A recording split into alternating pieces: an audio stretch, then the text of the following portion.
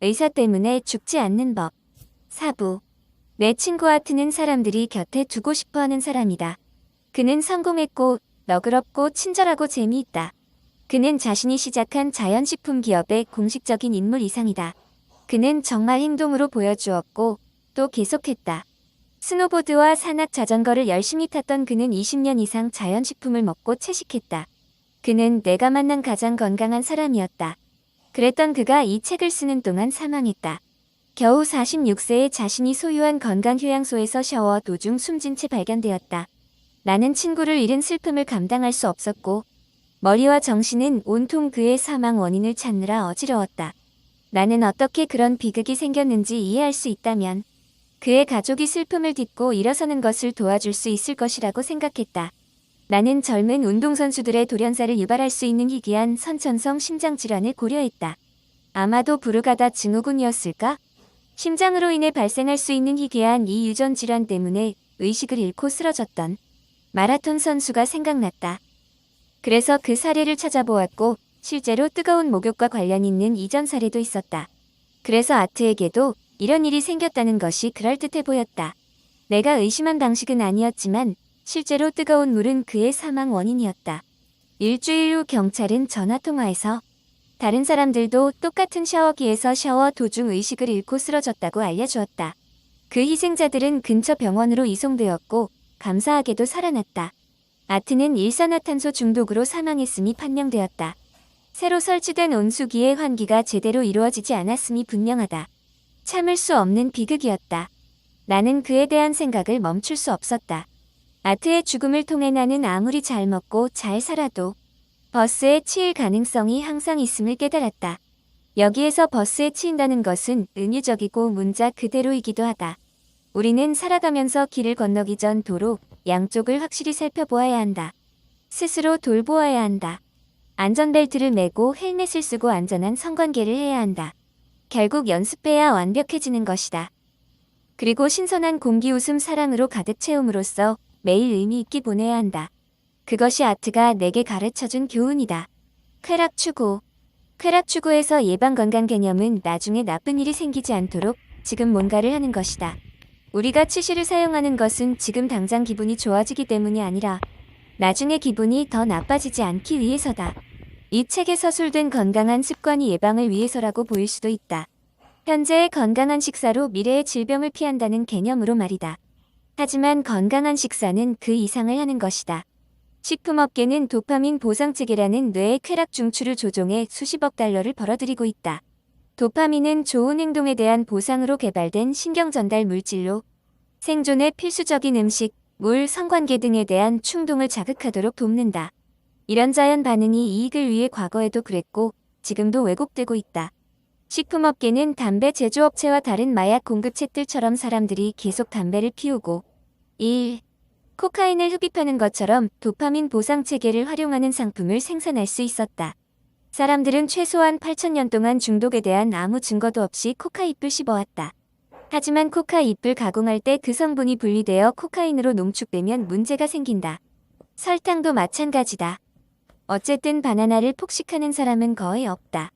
자연식품에서 설탕을 분리한 이유보다 고구마보다 슈퍼사이즈의 탄산음료를 주문할 가능성이 높고 옥수수를 너무 많이 먹을 경우는 없으며 고과당 시럽은 아무리 먹어도 충분하지 않아 보이는 이유에서 찾을 수 있다. 설탕으로 달콤하게 만든 음식의 과다 섭취는 종종 약물 중독과 비교되어 왔다.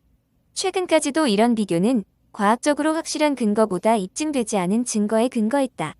하지만 지금은 펫스캔으로 의사가 뇌 활성을 실시간 측정할 수 있다. 모든 것은 비만인 사람들의 도파민 감수성이 낮아졌음을 보여준 연구에서 시작되었다. 연구 대상자의 체중이 많을수록 도파민 반응은 떨어지는 것으로 나타났다. 우리는 코카인 중독과 알코올 중독자의 감수성도 똑같이 떨어진다고 본다. 뇌가 지나치게 흥분해 결국 그 용량을 떨어뜨리려고 한다.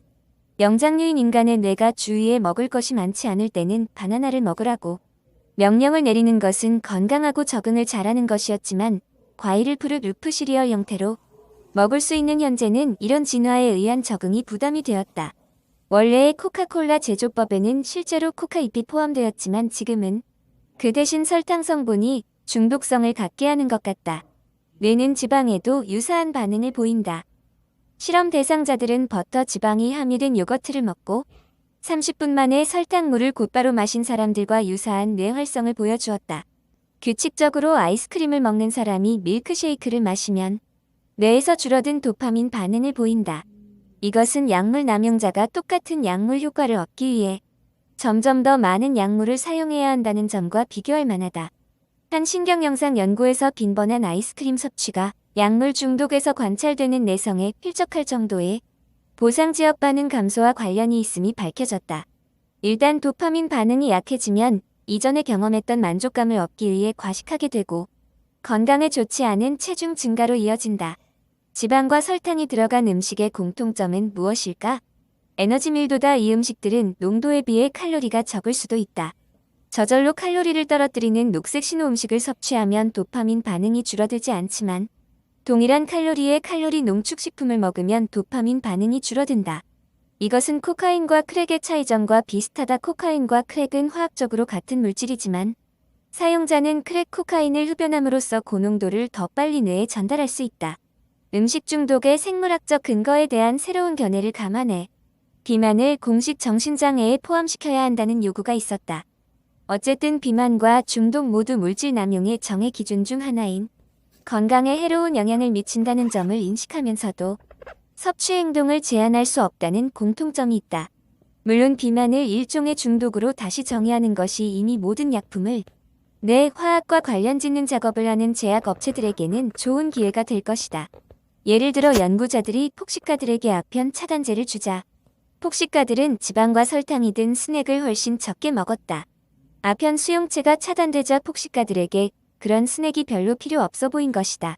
중독 전문가들은 새로운 약품과 함께 식품업계도 혜택을 제공해 사람들이 식단 프로그램을 장시간 충실히 따를 수 있도록 더 구미에 맞고 맛있고 적당한 가격에 저칼로리 식품을 개발하도록 해야 한다고 촉구했다. 하지만 그럴 필요가 없다. 대자연은 이미 그 준비를 해놓았고 그것을 위해 마트에 농산품 코너가 있기 때문이다. 약을 섭취하는 대신 우선 녹색 신호 식품을 계속 섭취하면 쾌락 중추의 마비를 예방할 수 있다.